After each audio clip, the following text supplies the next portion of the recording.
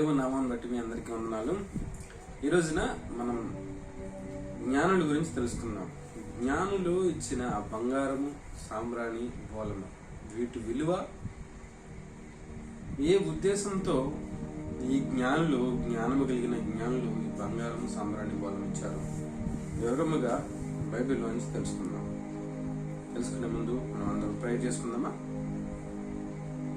Thank you father. SI నీకు వందనాలు తండ్రి. ప్రభువా, ఇదిగోనైనా నీ కుమారులుగా, నీ కుమార్తెలుగా నీ యొక్క ఈ బైబిల్లో నుంచి విషయాలన్నింటినీ కూడా మేము తెలుసుకుని చుండగా నీ ఆత్మ ద్వారా మమ్మల్ని నడిపిస్తున్నందుకు వందనాలు తండ్రి. నీ జ్ఞానంతో మమ్మల్ని ముందుకు తీసుకెళ్తున్నామని నజరేయుడైన యేసుక్రీస్తు నామమున నువ్వు కలిగిన సమస్తము కూడా నీ పిల్లలుగా మేము పొందుకుని ఉన్నామని నమ్ముచున్నాం తండ్రి. Praise Lord. జ్ఞానుల గురించి మనం తెలుసుకుందాం. అందరూ క్రిస్మస్ లో చూసే ఒక చిన్న మిస్టేక్ ఏంటంటే, జ్ఞానుల్ని క్రిస్మస్ లో రిప్రజెంట్ చేస్తూ ఉంటారు. గొర్రెల కాపరుల తర్వాత జ్ఞానులు వచ్చి వాళ్ళకి కానుకలు ఇవ్వడం జరగడం మన క్రిస్మస్ ఆనవాయితీలో, క్రిస్మస్ పండుగల్లో, ఆ యొక్క వాళ్ళు వేస్తున్న సీరియల్స్ లో, వాళ్ళు వేస్తున్న ఆ యొక్క డ్రామా యాక్టింగ్ లో, ఆ యొక్క నాటికల్లో మనం చూస్తూ ఉంటాం. ఒరిజినల్ గా జ్ఞానులు యేసుక్రీస్తు పుట్టినప్పుడు రాలేదు. 2 years తర్వాత యేసుక్రీస్తుని చూడడానికి వచ్చారు. ఆ విషయాలన్నీ కూడా బైబిల్లో రాయబడిన ఆ గూఢమైన అర్థాలతో కూడిన విషయాలను కూడా తెలుసుకున్నాం. ఈ యొక్క జ్ఞానుల గురించి మనం చాలా విషయాలు తెలుసుకోవడం మనం ఆత్మీయంగా ఎదగడానికి చాలా మనకి ఉపయోగపడుతుంది.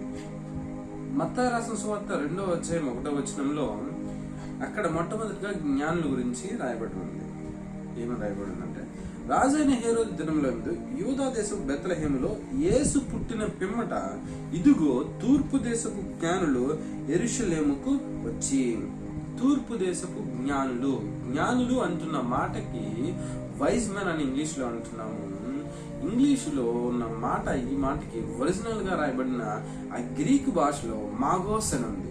మాగోస్ అనే మాటకి అర్థం ఏంటంటే మత పెద్దలు అని అర్థమిస్తూ ఉంటుంది, కింగ్ మేకర్స్ అని అర్థమిస్తూ ఉంటుంది, అలాగే రిచెస్ట్ పీపుల్ అని, చాలా ధనవంతులని, గొప్ప జ్ఞానము కలిగిన వాళ్ళు అని చెప్పేసి ఈ యొక్క మాటకి అర్థము.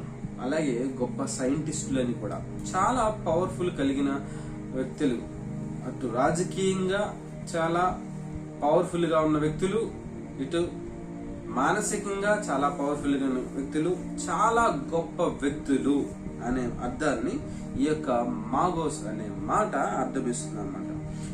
వచ్చింది ముగ్గురు జ్ఞానులు అని చెప్పేసి మనము ఇస్తున్న ఆ గిఫ్ట్లను బట్టి, బంగారం బట్టి, సాంబ్రాణిని బట్టి, బోళం బట్టి 3 గిఫ్ట్లు ఇచ్చారు కాబట్టి ముగ్గురు జ్ఞానులే వచ్చారని చెప్పేసి మనము ఇప్పటి వరకు అనుకుంటున్నాం. కానీ వచ్చింది ముగ్గురు కాదు, ముగ్గురు లేదా అంతకంటే ఎక్కువ మంది వచ్చుంటారని బైబిల్ యొక్క ఆధారిత గ్రంథాలు ఏవైతే ఉన్నాయో ఆ గ్రంథాలు మనకు తెలియజేస్తున్నాయి. ఇంకా ఈ యొక్క జ్ఞానులు ఏ దేశాల నుంచి వచ్చారంటే బబులోను సామ్రాజ్యం నుంచి వచ్చారు. బబులోను నుంచి వచ్చారని మనకి ఎలా తెలుస్తుందంటే, వీళ్ళు దానియేలు గ్రంథము చదివి, దానియేలు రాసిన ఆ యొక్క ప్రవక్త రాసిన ఆ గ్రంథాన్ని చదివి, ఆ డ్రీమ్స్ ని ఇంటర్ప్రిట్ చేసుకుని, ఆ విషయాలన్నింటినీ తెలుసుకొని, ఖగోళ శాస్త్రాన్ని కూడా పరిగణనలోకి తీసుకుని, ఆ యొక్క స్టార్ ని బేస్ చేసుకుని ఈ యొక్క యెరూషలేం ప్రాంతానికి వాళ్ళంతా కూడా వచ్చారు. అంటే వీళ్ళు చాలా గొప్ప వాళ్ళు, చాలా రిచెస్ట్ పీపుల్, చాలా ధనవంతులు అన్నమాట. వీళ్ళు వస్తున్నారంటే వీళ్ళతో పాటుగా రక్షణ సైన్యం ఉంటది వీళ్ళ చుట్టూ కూడా. అంటే సీఎం పిఎం వచ్చినప్పుడు వాళ్ళ చుట్టూ ఏ విధంగా అయితే రక్షణ సైన్యం ఉంటుందో, అలాగే జ్ఞానుల చుట్టూ కూడా రక్షణ సైన్యం ఉంటుంది. వీళ్ళకి ఫుడ్ వండడానికి, వీళ్ళకి తినడానికి, వీళ్ళకి చూసుకోవడానికి అందరూ కూడా చాలా మంది సేవకులు అనే వాళ్ళు ఈ జ్ఞానులకి ఉంటారు. ఈ జ్ఞానులు అనే మాటకి, ఈ జ్ఞానులు చాలా గొప్పవాళ్ళు.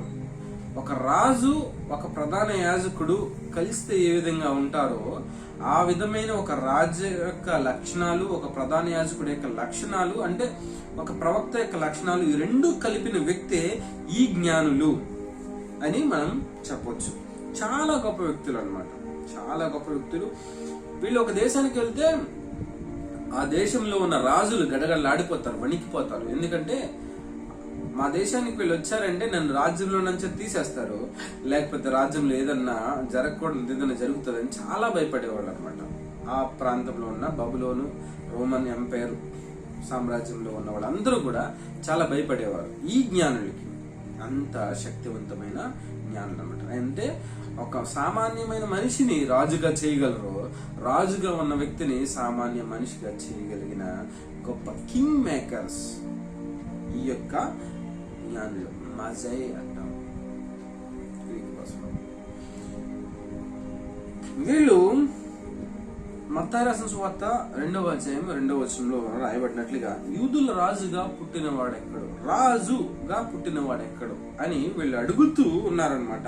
ఇక్కడ రాజు అనే మాటకి అర్థం ఏంటంటే king of Kings, the highest great of all rulers. అంటే ప్రపంచాన్నంతటిని ప్రభువుగా పరిపాలించబోతున్నవాడు వచ్చి ఉన్నాడు, పుట్టి ఉన్నాడు అని అర్థం అనమాట వీళ్ళు అడుగుతున్న మాటకి.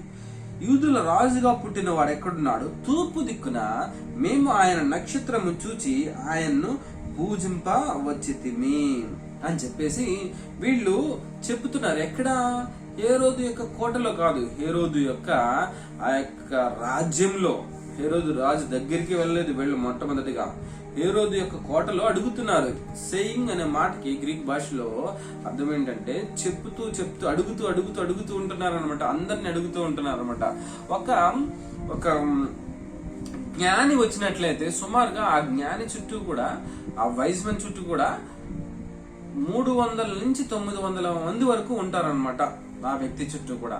అంటే సుమారుగా ముగ్గురు అనుకున్నారనుకోండి, 3000 మంది ఉండొచ్చు సుమారుగా. అంటే 3000 మంది కంటే ఎక్కువ మంది ఆ యొక్క రాజ్యంలోకి వచ్చి యూదుల రాజుగా పుట్టిన వాడు ఎక్కడున్నాడు అని అందరినీ కూడా అడుగుతున్నారు అనమాట.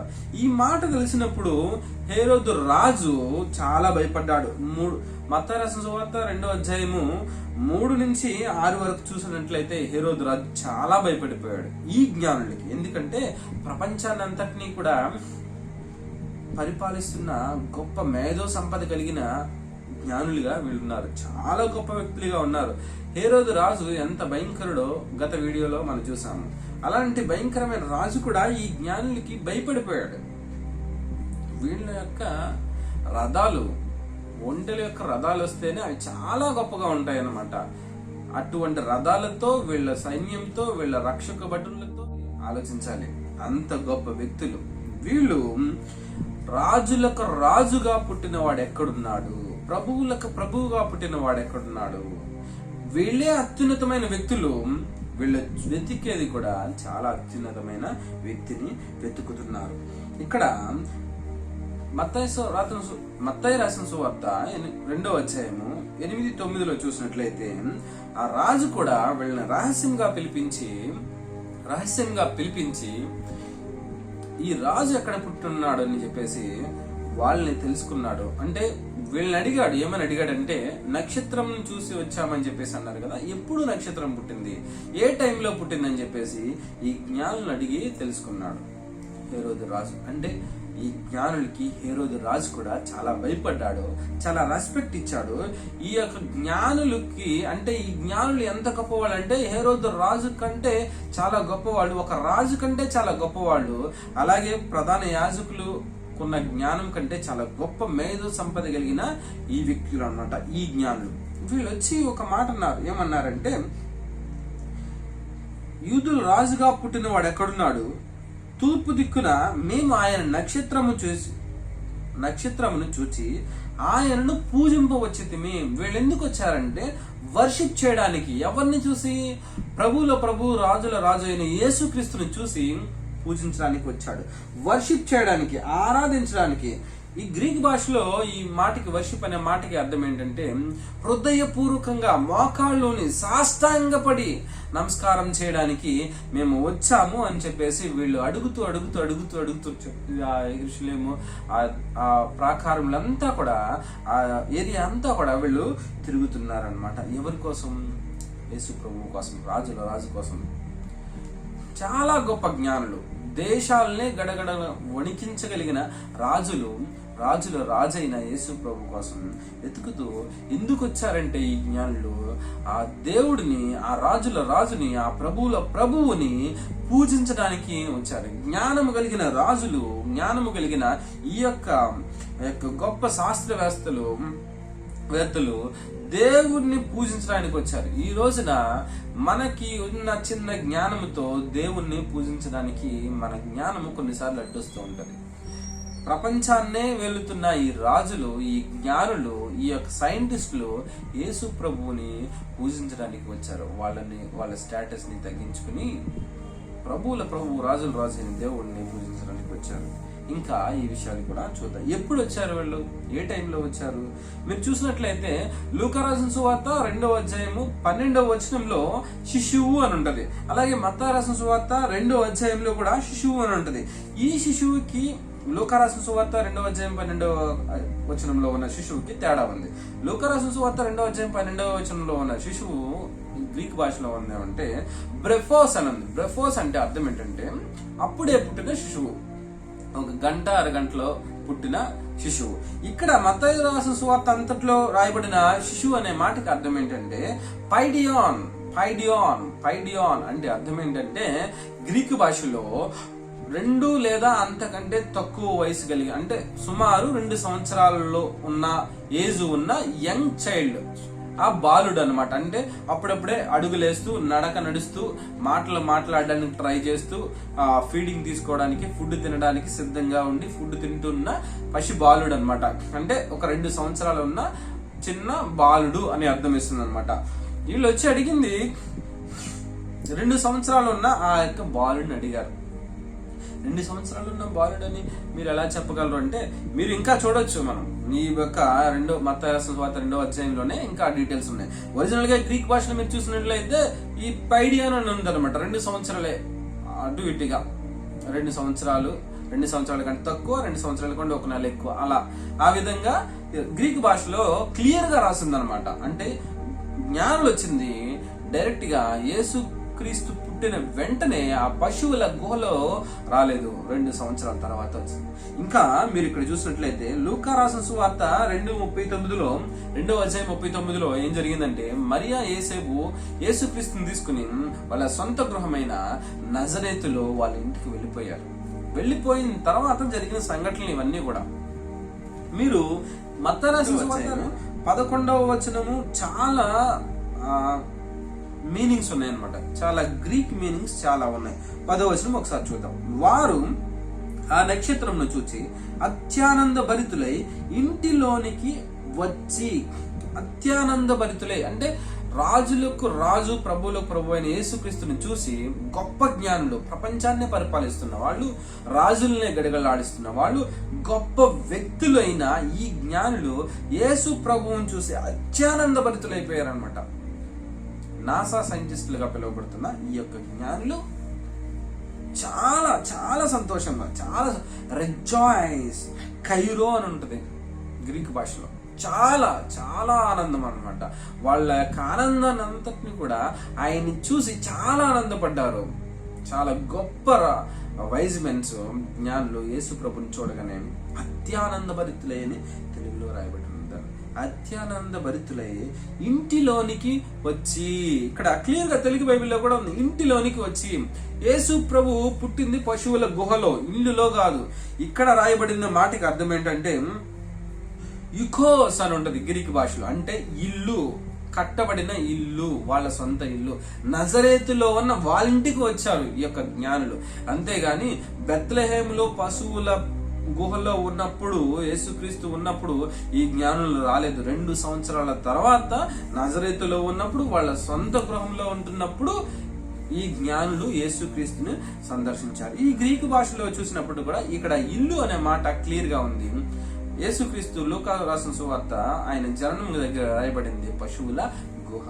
అది గుహ, ఇది ఇల్లు. అంటే యేసు ప్రభుని వాళ్ళ ఇంటిలో ఈ జ్ఞానులు సందర్శించారు. ఇక్కడ 11వ వచనం మళ్ళీ ఇంకా చూద్దాం. అత్యానంద భరితులు, చాలా ఆనందపడ్డారండి, చాలా రిజాయిస్ ఆరాధన చేశారన్నమాట. ఆరాధన ఏ విధంగా? ఈ గ్రీక్ భాషలో ఆరాధన చేశారని చెప్పేసి ఈ మాటకి గ్రీక్ భాషలో ఉన్న ఈ వర్షిప్ అనే మాటకి అర్థం ఏంటంటే హృదయపూర్వకంగా, చాలా హృదయపూర్వకంగా సాగిలిపడి, మోకాళ్ళుని సాష్టాంగపడి చాలా సంతోషంగా వీళ్ళు యేసు ప్రభువుని ఆరాధించారు. వీళ్ళు 2 సంవత్సరాలు జర్నీ చేసి 2 సంవత్సరాలు యేసు ప్రభు పుట్టినప్పుడు ఆకాశంలో ఒక స్టార్, ఒక చుక్క కనిపించింది అనమాట. ఆ చుక్క వీళ్ళందరినీ కూడా, ఆ స్టార్, ఆ నక్షత్రం వీళ్ళందరినీ కూడా యేసు ప్రభు దగ్గరికి తీసుకొచ్చింది. 2 సంవత్సరాలు ఆ యొక్క నక్షత్రాన్ని చూసుకుని ట్రావెల్ చేస్తూ ప్రయాణిస్తూ 2 సంవత్సరాలు వచ్చారంటే ఎంత వెయిటింగ్ లో ఉండుంటారు. ఎంత యేసు ప్రభువుని 2 సంవత్సరాలు, యేసు ప్రభువుని ఈ జ్ఞానులు వచ్చి చాలా ఆనందంతో ఆరాధించారు.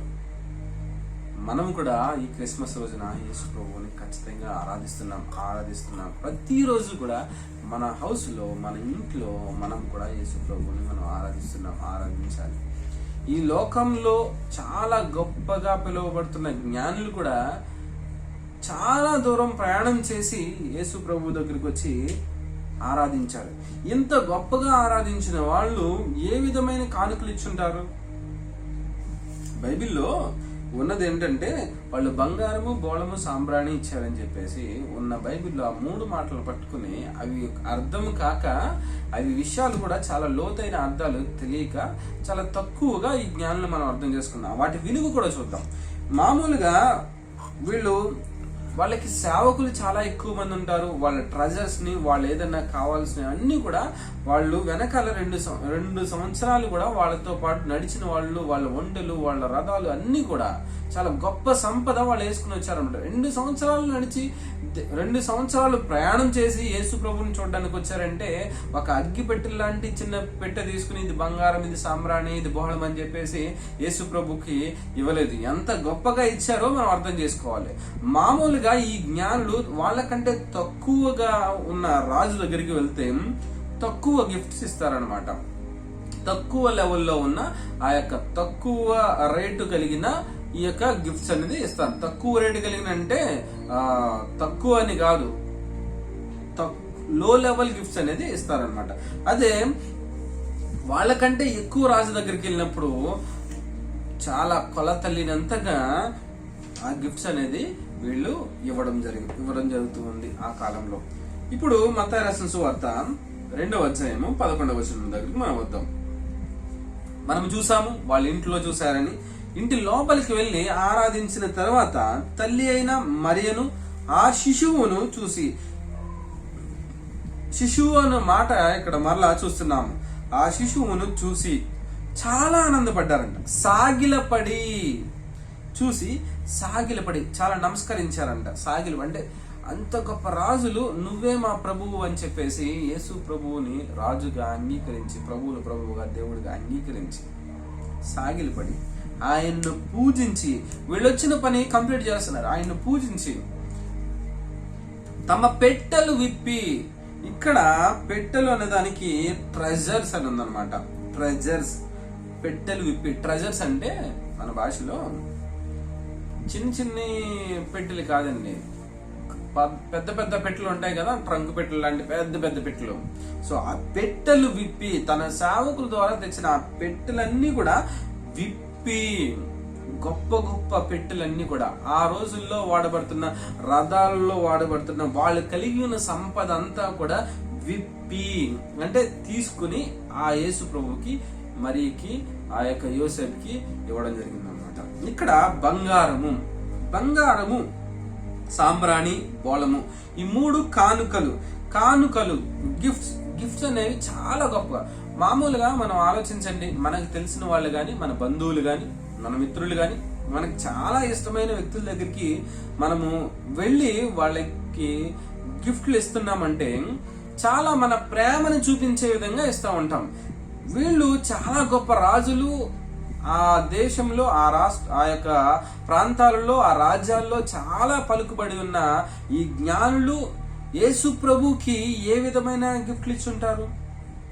నిజంగా వాళ్ళు ఇచ్చింది చాలా ఈ యొక్క ఒక రూమ్ తీసుకుంటే ఆ రూమ్ కూడా సరిపోనంత ఎక్కువగా యేసు ప్రభుకి ఇచ్చారనమాట. అంత గొప్పగా ఇచ్చారు. ఇక్కడ మీరు ఈ యొక్క మూలాలైన బంగారము, సాంబ్రాణి, బోళము, ఈ యొక్క రాయబడిన ఈ మాటల్ని హీబ్రూ భాషలో చూసినట్లయితే ఈ యొక్క మీనింగ్స్ చాలా క్లియర్ గా తెలుస్తాయి అనమాట. బంగారం అని ఇక్కడ రాయబడి ఉన్న ఈ యొక్క బంగారాన్ని గ్రీకులో క్రిసోస్ అంటారు. అక్కడ ఆ మాటకు అర్థం ఏంటంటే, ఇక్కడ రాయబడిన మాటకు అర్థం ఏంటంటే బంగారంతో చేయబడిన వస్తువులు. ఒక బంగారం చిన్న తీసుకెళ్లి ఇది బంగారం అని చెప్పేసి యేసు ప్రభుకి ఇవ్వలేదు. బంగారంతో చేయబడిన వస్తువులు అంటే ఆ కాలంలో రాజులు ఏం చేసుకునేవారంటే వాళ్ళు తినే కంచాలు, తాగే గ్లాసులు, వాళ్ళ యొక్క సామాన్లన్నీ కూడా బంగారంతో చేయించుకునేవారు అన్నమాట. మామూలు ఒక రాజ్యం ఉన్న రాజే, కానీ వీళ్ళు రాజ్యాలే ఏలుతున్న రాజులుగా పిలువబడుతున్న, కింగ్ మేకర్స్ గా పిలువబడుతున్న ఈ యొక్క జ్ఞానుల దగ్గర ఎంత బంగారపు వస్తువులు ఉన్నాయో ఆలోచించండి. యేసు ప్రభువుకి ఇచ్చింది చిన్న చిన్న బంగారం కాదు, చాలా గొప్పగా వాళ్ళు ఉన్న దానికంటే ఎక్కువగా. ఎందుకంటే వాళ్ళు యేసు ప్రభువుని ప్రభువుల ప్రభు, రాజుల రాజుగా ఆరాధిస్తున్నారు. మామూలు తక్కువ కింగ్ దగ్గరికి వెళ్ళినప్పుడు, రాజు దగ్గరికి వెళ్తే వీళ్ళు ఉన్న దాంట్లో కొంచెం ఇస్తారు, కానీ వాళ్ళకంటే ఎక్కువ రాజు దగ్గరికి వెళ్ళినప్పుడు వాళ్ళకు ఉన్నదంతా ఇస్తారు. అలాంటిది ప్రభువుల ప్రభు, రాజుల రాజు దగ్గరికి వచ్చినప్పుడు ఎంత గొప్ప బంగారాన్ని యేసు ప్రభుకి ఇచ్చారు. అది వెలకట్టడమే చాలా కష్టం. అంత బంగారం ఇచ్చారనమాట. బంగారంతో చేయబడిన వస్తువులు. ఇక్కడ బంగారం అంటే ఒక బంగారం కాదు, అంటే బంగారంతో చేయబడిన వస్తువులు ఇచ్చారు. బంగారము, సాంబ్రాణి, బోళం అని చెప్పేసి 3 పేర్లు ఉన్నాయి కాబట్టి ముగ్గురు అని చెప్పేసి అంటున్నారు. ముగ్గురు అనేది కాదు, కానీ బంగారముతో చేయబడిన వస్తువులు ఇచ్చారు. మరి ఇప్పుడు ఎంతమంది ఇచ్చి ఉంటారు? అది కూడా మనం ఆలోచించాలి కదా, ఈ బైబిల్లో ఉన్నది. నెక్స్ట్ సాంబ్రాణి, ఫ్రాంకిన్సెన్స్, లిబనోస్ అంటాం గ్రీక్ భాషలో. ఇది ఇజ్రాయెల్లో దొరకదు, అంటే వీళ్ళు ఇజ్రాయెల్ కాదు అని అర్థమవుతుంది. ఇంకా అరేబియా, షీబా, ఈ యొక్క ప్లేసెస్ లో ఈ యొక్క సాంబ్రాణి అనేది దొరుకుతుంది. చాలా ఖరీదైనది. ఇంకా దీని గురించి చెప్పాలంటే యెరూషలేము దేవాలయంలో సంవత్సరానికి 720 పౌండ్ల, అంటే 320 కేజీల ఈ యొక్క సాంబ్రాణిని ధూపం వేయడానికి ప్రధాన యాజకుడు ఈ యొక్క సాంబ్రాణిని వాడేవారంట. అంటే ఈ దేవాలయంలో దేవుని దగ్గర ధూపం వేసే సాంబ్రాణి చాలా ఖరీదైనది. దేవాలయంలో ప్రధాన యాజకుడు వాడేది. అటువంటి తీసుకొచ్చి యేసు ప్రభు దగ్గర పెట్టారు. దేవాలయంలో వాడే గొప్ప సాంబ్రాణి. నెక్స్ట్ మరి బోళము. ఈ బోళము గ్రీక్ లో స్మర్నా అని ఉంది. దీనికి కూడా చాలా కాస్ట్లీ.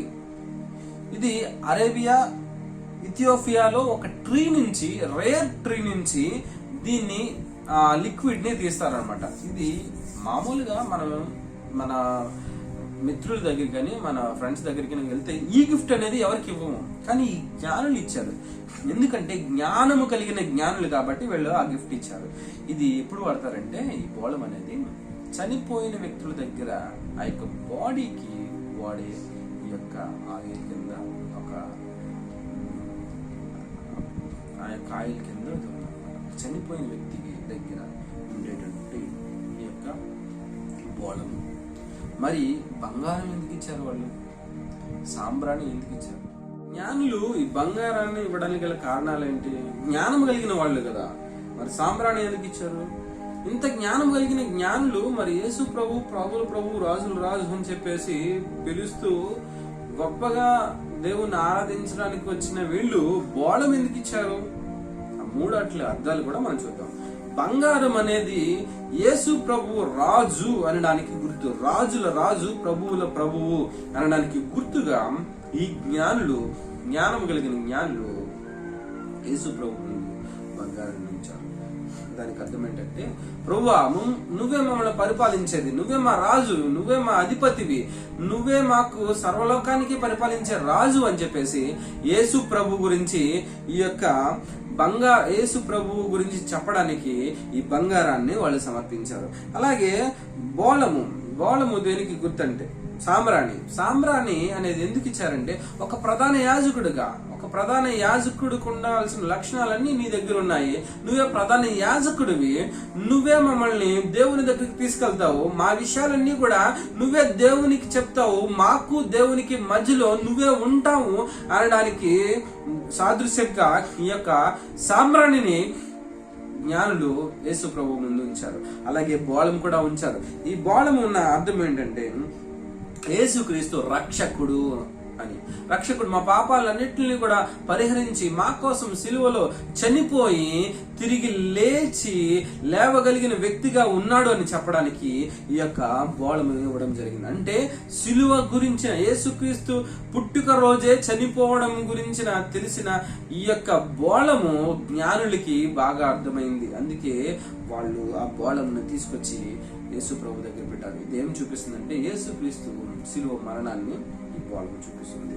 చూడండి, యేసు ప్రభు రాజుల రాజుగా, ప్రభువుల ప్రభువుగా, ప్రధాన యాజకుడుగా, మన కోసం చనిపోవడానికి సిద్ధమైన రక్షకుడుగా జ్ఞానులకి కనిపించాడు. ఈ రోజున మనం యేసు ప్రభుని చూసినప్పుడు ప్రతి విషయంలో కూడా దేవుడు మనకి రక్షకుడుగా, ప్రభువుల ప్రభువుగా, ప్రధాన యాజకుడుగా మనకి ఎప్పుడు కూడా మన తోడు, మన నీడ, మన చుట్టూ, మన ప్రాంతం అంతట్లో, మన శరీరం అంతట్లో కూడా యేసు ప్రభు మనకి అన్ని విషయాల్లో మనకి కనిపిస్తూ ఉంటాడు, మనకి సమాధానం ఇస్తూ ఉంటాడు. మనం హృదయపూర్వకంగా ఎప్పుడైతే యేసు ప్రభు ఒక విషయం ఉంది, ఈ యొక్క జ్ఞానులు చాలా తక్కువ రాజు అయిన వ్యక్తికి బంగారం ఇచ్చినట్లయితే ఆ బంగారం సుమారుగా 110 కేజీల బంగారం ఇచ్చేవారంట. సుమారుగా అంటే లో లెవెల్ కింగ్, తక్కువగా ఉన్న కింగ్ కి ఈ యొక్క జ్ఞానులు 110 కేజీల బంగారం ఇచ్చేవారంట. దాని విలువ ఇప్పుడు క్యాల్కులేట్ చేస్తే 50 కోట్లు. మరి 2000 సంవత్సరాల క్రితం ఎంత ఉంటుంది?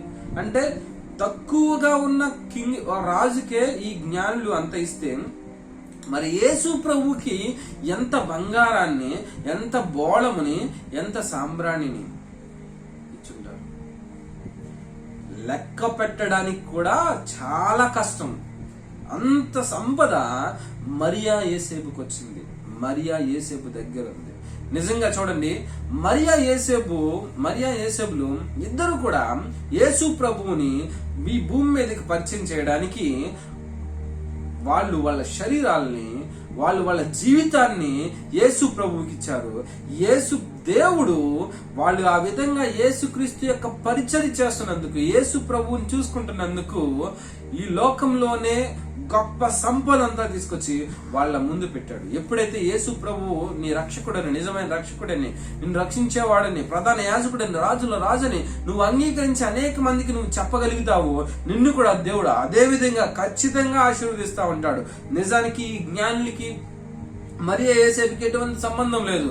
కానీ ఎప్పుడైతే యేసు ప్రభుతో సంబంధం కలిగి ఉన్నారో పరలోకంలో దాచబడిన ధనమంతా కూడా, ఈ భూలోకంలో దాచబడిన ధనమంతా కూడా మరియా యేసేపు దగ్గరికి వచ్చింది. ఈ రోజు నువ్వు కూడా యేసు ప్రభువును నువ్వు హృదయపూర్వకంగా ఆరాధించగలిగితే, హృదయపూర్వకంగా అనేక మందికి చెప్పగలిగితే, నీ జీవితంలో కూడా పరలోకంలో నీకు దాచబడిన ధనం, ఈ లోకంలో నీ కోసం ఇవ్వబడిన ధనం అంతా కూడా నీకు తెలిసిన వ్యక్తులు కానీ, తెలియని వ్యక్తులు కానీ, దేవదూతలు కానీ ఎవరైనా సరే నీ దగ్గరికి తీసుకొచ్చి దేవుని యొక్క ప్రతినిధులుగా వచ్చి నీ దగ్గర ఆ ధనాన్ని, ఆ సంపదని, ఆ ఆస్తుల్ని అన్ని కూడా దేవుడు నీ దగ్గరికి ఖచ్చితంగా పంపిస్తాడు. నువ్వు ఎప్పుడైతే హృదయపూర్వకంగా ఆరాధిస్తూ ఉంటావో, హృదయపూర్వకంగా దేవుని అనేక విధాల అందరికీ కూడా చెప్తూ ఉంటావో, ఈ గొప్ప సంగతులన్నీ కూడా నీ జీవితంలో కూడా జరుగుతూ ఉంటాయి. నెక్స్ట్, ఈ యొక్క బంగారము, ఈ యొక్క సంపద అంతా కూడా ఎవరి దగ్గర ఉంది, ఎక్కడికి వెళ్ళిపోయింది అని మనం చూసినట్లయితే ఆ యొక్క చరిత్రలో అరిమత యేసేపు అని ఒక ధనవంతుడైన ఉండెను బైబిల్లో రాయబడి ఉంది. పిలాతు దగ్గరికి వెళ్ళి యేసు ప్రభు యొక్క శరీరాన్ని తీసుకుని తన గుహలో పెట్టుకున్న వ్యక్తి అరిమత యేసేపు. ఈ అరిమత యేసేపు ఎవరంటే మరియ వాళ్ళ నాన్న వాళ్ళ అన్నయ్య, అంటే మరియ వాళ్ళ పెద్ద, అంటే యేసు ప్రభుకి ఏమవుతారంటే తాత కింద, పెద్ద తాత, చిన్న తాత. సో ఈయన ఈ డబ్బులన్నింటినీ కూడా హ్యాండ్ ఓవర్ చేసినట్టు చరిత్ర గ్రంథాల్లో ఉంది. అందుకే అరిమత యేసేపు అని ఒక ధనవంతుడు. ఈ యొక్క ధనాన్ని బట్టి పిలాతు కూడా, అంటే పిలాతు దగ్గరికి వెళ్ళి డైరెక్ట్ గా పిలాతు హేరోదు కలిసే యేసుక్రీస్తుని సిలువ వేయించారు. వాళ్ళు చెప్పిన తీర్పును కూడా, అంటే ఆ యొక్క యేసు ప్రభువు శరీరాన్ని తీసుకోవడానికి వెళ్ళి తీసుకున్నాడంటే ఎంత గొప్ప ధనవంతుడో మీరు దీన్ని బట్టి ఆలోచించవచ్చు. ఆ యొక్క డబ్బులన్నీ కూడా అరిమతయి యేసయ్య దగ్గరికి ఉన్నాయి. ఇలాంటి ఆధారాలు, చారిత్రకమైన ఆధారాలు, బైబిల్ యొక్క ఆధారాలు చాలా ఉన్నాయి. చూడండి, యేసు ప్రభువుని చూడడానికి, ఆరాధించడానికి జ్ఞానులు వచ్చారు, ఆరాధించారు, సంతోషించారు. ఆయన యొక్క విలువలన్నింటినీ కూడా ఆ యొక్క గిఫ్ట్లో తెలియపరిచారు. మనం అనుకుంటున్నట్టు చిన్న చిన్న గిఫ్ట్లు కాదు, వాళ్ళ యొక్క రాజుల యొక్క ఉన్నత స్థితిని బట్టి వాళ్ళకి ఆ గిఫ్ట్లు అనేది ఇచ్చాడు. ఈ రోజున నువ్వు యేసు ప్రభువుగా అంగీకరిస్తే, దేవుడు కలిగి ఉన్న స్టేటస్ ని బట్టి, యేసు ప్రభువు కలిగి ఉన్న ఆ స్టేటస్ ని బట్టి, యేసు ప్రభువు కలిగి ఉన్న ఆ స్థితిని బట్టి నిన్ను కూడా ఆయన కుమారుడిగా అంగీకరించి యేసు ప్రభు కుమారుడు అయిన నువ్వు కూడా ఒక యువరాజుగా నీకు కావలసిన అన్ని విషయాల్లో అన్ని కూడా ఆయన పరలోకం నుంచి, ఈ భూలోకం నుంచి నీ దగ్గరికి ఖచ్చితంగా తీసుకొస్తాడు. నువ్వు కూడా ఈ రోజున దేవుణ్ణి ఆరాధించు, స్తుతించు, మహిమపరచు, ఆరాధించు, సాగిలిపడు, మోకాళ్ళి ఆయన ప్రార్థించు. అన్ని విషయాల్లో కూడా దేవుడు ఖచ్చితంగా సహాయం చేస్తాడు. మరియా యోసేపులు చాలా గొప్పగా ఆశీర్వదించబడ్డారు. యేసుక్రీస్తు, ఇంకొక విషయం, యేసు ప్రభు ఎప్పుడు కూడా తన మినిస్ట్రీలో, పరిచర్యలో ₹1 కూడా తీసుకున్నట్టు, ఆఫరింగ్ తీసుకున్నట్టు ఎక్కడ లేదు. ఎందుకంటే ఆయన దగ్గర చాలా ధనం ఉంది, ఆ ధనాన్ని చాలా సార్లు ఉపయోగించాడని హిస్టరీ గ్రంథాలు కూడా చెప్తున్నాయి. ఈ రోజున జ్ఞానులు తెచ్చిన ఆ యొక్క బంగారం, సాంబ్రాణి, మూలం, ఆ విలువ తెలుసుకున్నాము, ఆ కాస్ట్ తెలుసుకున్నాము. అవి అర్థాలతో కూడిన, అంటే వాళ్ళు తీసుకొచ్చారంటే యేసు ప్రభువుకు మొక్కారు. యేసు ప్రభు అంటే ఎవరో వాళ్ళకి తెలుసు. యేసు ప్రభువుని వాళ్ళ రక్షకుడిగా, వాళ్ళ రాజుగా, దేవుడిగా అంగీకరించి యేసు ప్రభువుని ప్రార్థించి వెళ్ళారు. ఈ రోజున మనం అందరం కూడా యేసు ప్రభువుని రక్షకుడిగా, దేవుడిగా అంగీకరించి మనం ప్రే చేద్దాం. హృదయపూర్వకంగా మనం ప్రే చేద్దాం. దేవుడు ఖచ్చితంగా తన పిల్లలుగా, తన యువరాజులుగా, యువరాణిలుగా మనకు రావాల్సిన ప్రతి ఒక్కటి కూడా ఆయన యొక్క రాజ్యం నుంచి ఖచ్చితంగా మనకి పంపిస్తాడు. ప్రే చేద్దాం. Let us pray. Thank you, Father. యేసయ్య నీకు వందనాలు. ప్రభువా, గొప్పగా ఉన్న జ్ఞానులు తండ్రి, లోకాన్ని ఆ రోజుల్లో బబులోని సామ్రాజ్యాన్ని, ఆ రోజుల్లో రోమా సామ్రాజ్యాన్ని పరిపాలిస్తున్న దేవా, ఆ యొక్క దేశాలన్నింటినీ కూడా గడగడ వణికిస్తున్న తండ్రి, దేవ గొప్ప జ్ఞానులు తండ్రి, దేవ తత్వవేత్తలు, నీ జ్ఞానం కలిగిన వారు తండ్రి, దేవ నీ దగ్గరికి వచ్చి దేవని పూజించి, ఆరాధించి, సాగిలపడి గొప్పగా నేను స్తుతించి ఆ గిఫ్ట్స్ అనేది కూడా నీకు ఎవరైతే సపోర్టివ్ గా ఉన్నారో వాళ్ళకి ఇచ్చి వెళ్ళారు. ప్రభువా, ఈ రోజును కూడా మేము కూడా నిన్ను ఆరాధిస్తున్నాము, స్తుతిస్తున్నాము, మహిమపరుస్తున్నాము తండ్రి. దేవా, నీ కుమారులుగా, నీ కుమార్తెలుగా మమ్మల్ని చేసి ఉన్నావు తండ్రి. నీ యువరాజులుగా, నీ యువరాణిలుగా మమ్మల్ని చేసి ఉన్నావు తండ్రి. నీ కింగ్డమ్ వారసులుగా, నీ రాజ్య వారసులుగా మమ్మల్ని చేసి ఉన్నావు తండ్రి. మీ కింగ్డమ్ అంబాసిడర్స్ గా మమ్మల్ని చేసి ఉన్నావు తండ్రి. నీ ప్రేమను పంచే వాళ్ళుగా మమ్మల్ని చేసి ఉన్నావు తండ్రి. ప్రభువా, నీ కింగ్డమ్ లవ్ ఎంబసీలో తండ్రి దేవ మమ్మల్ని తీసుకెళ్తున్నందుకు, దేవ మమ్మల్ని అధిపతులుగా ఉంచుతున్నందుకు, రాజ్యాతి నేతలుగా ఉంచుతున్నందుకు వందనాలు తండ్రి. ప్రభువా, నువ్వు కలిగిన సమస్తం కూడా నీ పిల్లలుగా మాకు ఇచ్చి ఉన్నావని, నీ రాజ్యంలో వారసత్వాన్ని చేసే వ్యక్తులుగా మమ్మల్ని చేసి ఉన్నావని, దేవ నీ శిలువ రక్తం ద్వారా మమ్మల్ని కడిగి వేసి నీ రాజ్య వారసులుగా చేసి ఉన్నావని, ప్రభువా, నువ్వు కలిగిన సమస్తం కూడా నీ పిల్లలుగా, నీ కుమారులుగా మేము పొందుకుని ఉన్నామని యేసుక్రీస్తు నామమున ప్రకటిస్తున్నాం తండ్రి. Praise Lord. ఈ యొక్క వీడియోలో మీరు చాలా విషయాలు తెలుసుకున్నారని నేను అనుకుంటున్నాను. ఇంకా చాలా విషయాలు మనం తెలుసుకుందాం నెక్స్ట్ వీడియోలో. మరి ఈ మెసేజ్ అంతా మీరు విన్నారు కదా, మీలో ఎవరికన్నా ఫైనాన్షియల్ ప్రాబ్లమ్స్ ఉంటే నాకు తెలియపరచండి. ఖచ్చితంగా నేను కూడా ప్రేయర్ చేస్తాను. కలిసి ప్రేయర్ చేద్దాము. దేవుడు మరియా యోసేపుల్ని ఏ విధంగా అయితే ఆశీర్వదించాడో మనల్ని కూడా గొప్పగా దేవుడు ఆశీర్వదిస్తాడు. ఫైనాన్షియల్ ఆర్థికపరమైన ఇబ్బందులు ఉన్న వాళ్ళందరూ కూడా మీ యొక్క ప్రేయర్ రిక్వెస్ట్ ని నా యొక్క నంబర్కి టెక్స్ట్ చేయండి, లేకపోతే ఫోన్ చేయండి. ఖచ్చితంగా మనం కలిసి ప్రార్థన చేద్దాం. దేవుడు ఖచ్చితంగా ఆయన రాజ్యంలో నుంచి దాచబడిన సంపదనంతా కూడా మన పిల్లలుగా, ఆయన పిల్లలుగా మన దగ్గరికి పంపిస్తాడు. Praise lord. మళ్ళీ నెక్స్ట్ వీడియోలో మనకు